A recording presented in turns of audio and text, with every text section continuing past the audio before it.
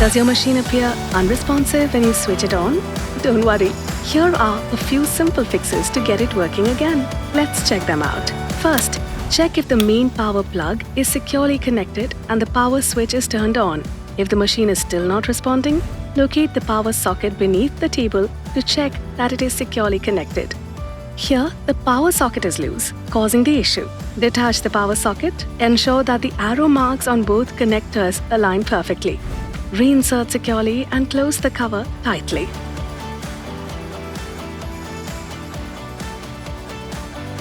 Now, turn on your machine. It's working effortlessly, just like always.